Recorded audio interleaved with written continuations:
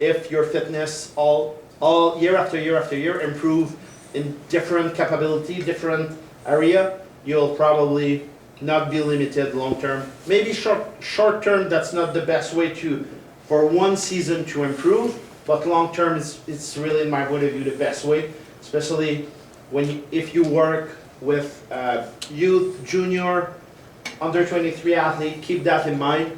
A lot of specific will help you short term on your main event, but you will be limited mid and long term. I will talk quickly about the transition to junior to under 23. So, as a junior, if you're really talented and gifted, it can be kind of easy to be successful at national level, kind of easy to make national team as a junior. But as your first year as a senior, you see that the gap is huge, and you're now competing at national against some athletes who are world class, and talent is not enough to be successful. So we should not start to educate the athlete about that when they are at their first year as a senior, but when they are junior, we want to have them to have good habit, not only to be successful as a junior, but to be able to go at the next step and being able to be successful and being able to have a good transition when they will be a senior.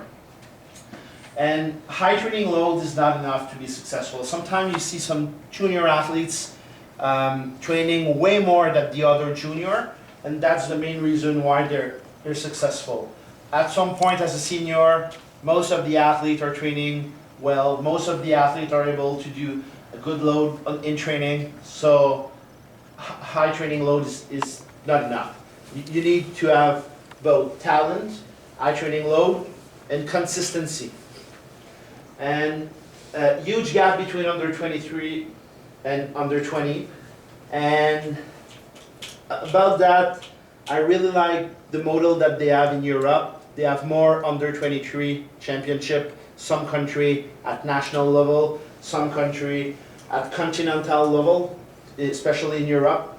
I really saw the value because it made the gap shorter. So the gap from under 20 at the international level, oh, you have a continental experience at under 23, I really like that level.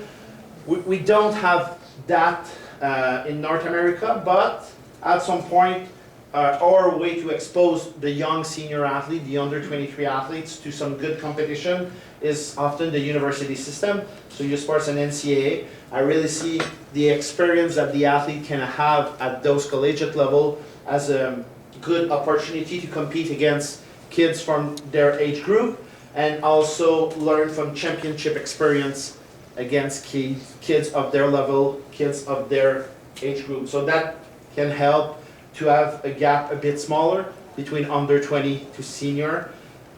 In some country you have a good under 23 level, not really in North America, but at least we have the university system that can bridge that gap. Sometimes once every 4 years we also have Canada Game. It can be a good experience to the athletes to have some success at the level that they are now and not being exposed at the level that the gap is too high.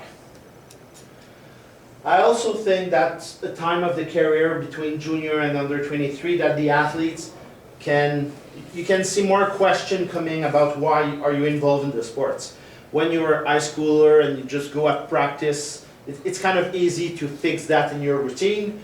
When you're at college, you have to manage between other part of your life. You're a student athlete, sometimes you work part-time. You have different aspect in your life, different aspect of your identity. And I always find it's important to find a balance in the personal life of the athlete, and you want to have them being successful in other part of their life, but you also want to have them that the athlete part of their life is an important part of the identity. Not the only one, but an important one if you want to keep them involved in the sports step by step, making sure that they see themselves as an athlete, but not only an athlete, that's something important, and making sure they enjoy the day-to-day. That's the same thing I posted in one of the first slides. If the athlete enjoy the process, he will continue. If the athlete have fun at practice, he will continue.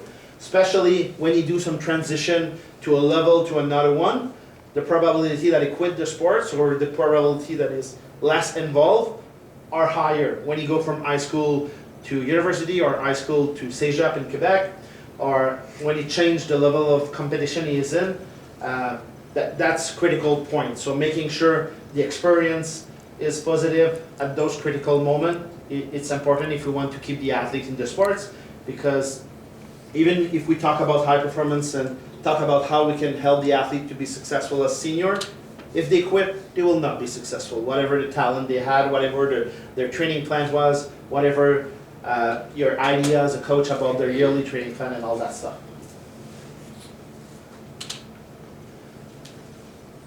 Transition to under 23 to senior, at some point can be similar, but I had a few more details that in my point of view are important.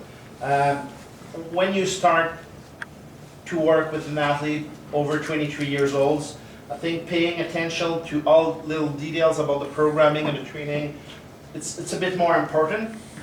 And the personal identity, okay, why I will continue to invest several hours every week, month after month, year after year. You have to really appreciate that. You have to enjoy the lifestyle of being an athlete, and you have to find a way where it fits in your personality.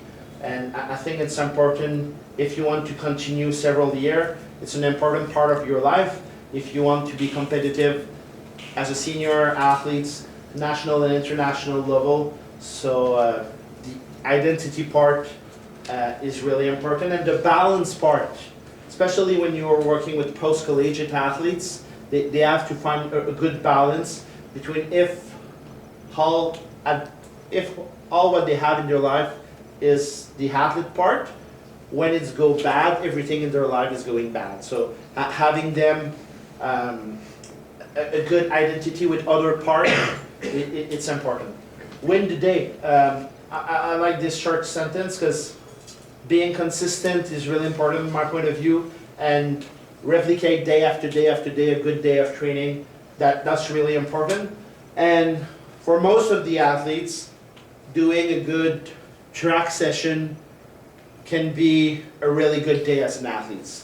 But if you want to be successful, you have to enjoy that, but you also have to enjoy your long run day. You also have to enjoy your day with 2 easy run, your day with a weight room session. So just being able to be the best version of yourself in every part of your training program, that's a skill set that can be challenging, and it can take a lot of years to develop, but that's where we want to go with the athletes. It's a long process. You have to be patient. We're not an easy sports. If you want to be successful at the higher level, it's going to take time. You will have some ups, some downs, and there's not a lot of example of athletes who only experiments success during their career. And you have to have all the skill set and the capability to keep showing up even when you have